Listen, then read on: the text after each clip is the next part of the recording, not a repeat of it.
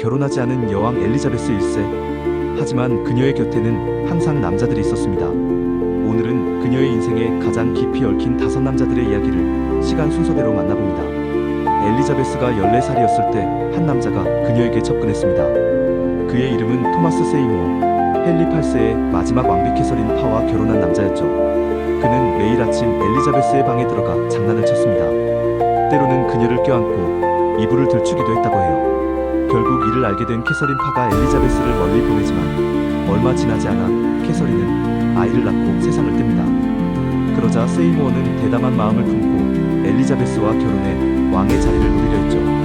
결국 그는 반역죄로 체포되어 처형당합니다. 이 사건 이후 엘리자베스는 남자들에게 쉽게 마음을 주지 않기로 결심했죠.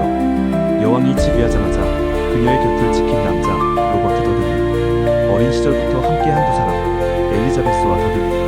그들은 함께 웃고 함께 성장하였습니다.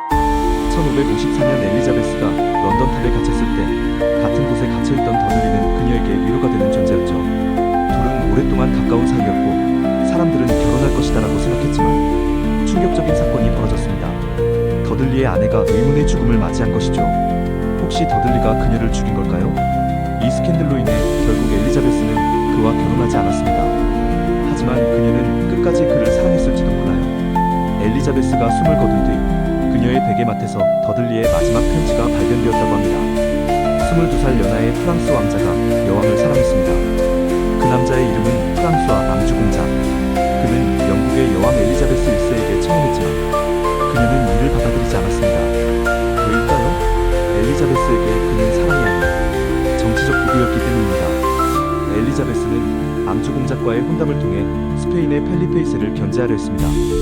엘리자베스도 그를 미워하진 않았습니다. 오히려 작은 개구리라는 애칭을 부르며 아꼈죠. 하지만 결국 두 사람의 결혼은 이루어지지 않았어요. 위험 넘치는 영국의 여왕 엘리자베스 1세. 그녀 앞에 한 남자가 무릎을 꿇었습니다. 영국 최고의 모험가 월터 롤리. 그날 여왕의 행차 앞에 진흙 웅덩이가 나타났습니다. 망설임 없이 그는 자신의 값비싼 벨벳 망토를 벗어 진흙 위에 던졌죠. 이후 그는 망토 백작이라 불렸습니다. 그리고 여왕의 총애를 한몸에 받았죠. 하지만 롤리는 여왕 몰래 사랑을 나누고 있었습니다. 그 상대는 여왕의 시녀.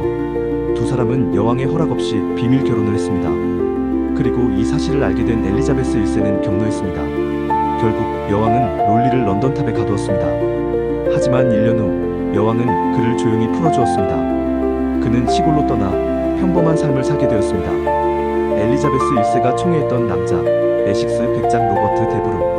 하지만 그는 단 한 번의 실수로 여왕의 분노를 샀습니다. 그는 여왕의 총애를 받았고 자신이 왕처럼 행동해도 된다고 믿었습니다. 어느 날 여왕이 화장을 지우고 있을 때 그는 문을 박차고 침실로 들어왔습니다. 처음으로 에식스 백작은 여왕의 늙고 지친 얼굴을 보았습니다.